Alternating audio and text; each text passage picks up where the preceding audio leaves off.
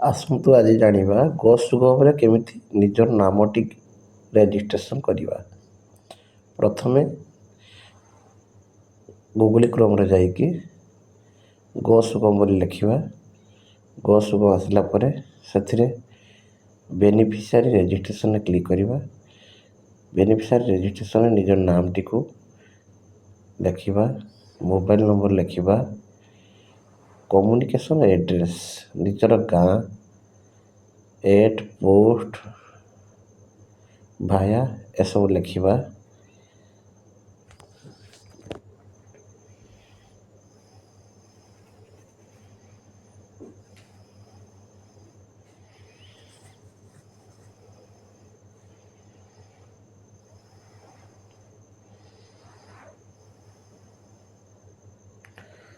ଗୋଟିଏ password create କରିବା।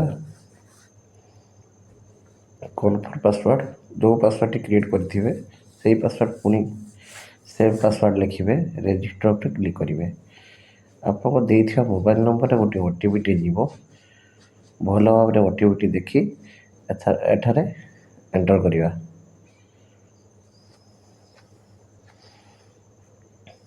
OTPଟି ଆସିବା ପାଇଁ ଲେଟ୍ ହେଉଛି, ତେଣୁ ଅପେକ୍ଷା କରି ଭଲ ଭାବରେ OTPଟି ଦେଇ ରେଜିଷ୍ଟ୍ରେସନ୍ କରିବା।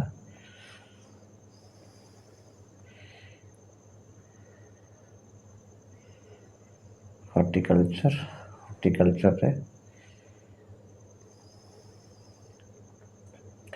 ଏଠାରେ ଆଧାର ନମ୍ବର ଏଣ୍ଟ୍ରି କରିବେ।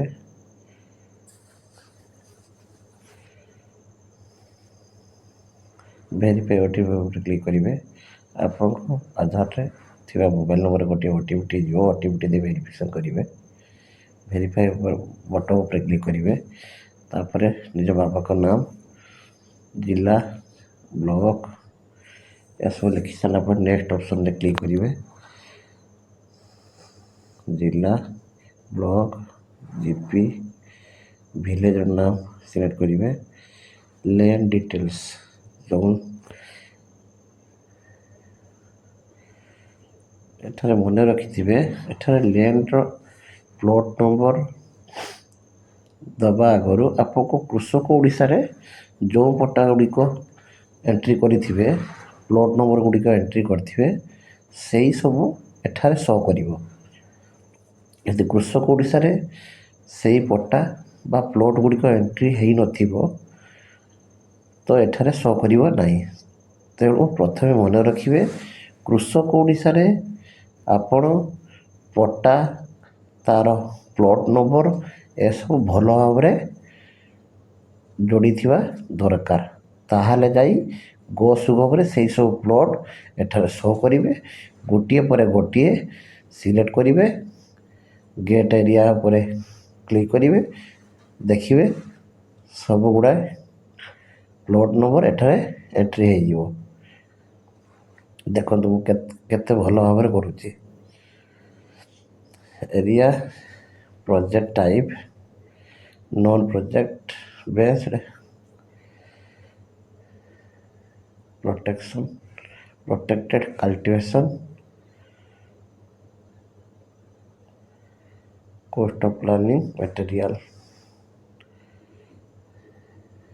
ସିରିयल ଟାଇପ୍ରେ high value vegetable, category general area और general farmer. Bank IFSC code देवे, अकाउंट नंबर देवे, तापर सबमिट रे क्लिक करेंगे। आप देखो भल भाव आपको आधार जो स्कान कर रखी एंट्री करेंगे। जमी पट्टा जो सब प्लॉट गुड़ा से एंट्री कर सब पट्टा को भल भाव स्कान कर रखिथे। 1 MB जमी स्कान परिमाण 1 MB भितर हो। बैंक खाता भी सबमिट करेंगे। तापर सेव एंड नेक्स्ट उपर क्लिक करेंगे।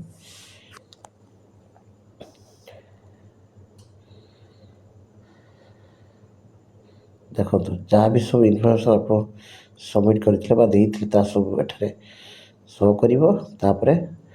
बाम पटरे थिबा बॉक्स भितर क्लिक करेंगे। सबमिट बटन रे क्लिक करेंगे। देखो ଆପଣଙ୍କ କୌଶିକ ଆଇଡ଼ିଟି କ୍ରିଏଟ୍ ହୋଇଗଲା।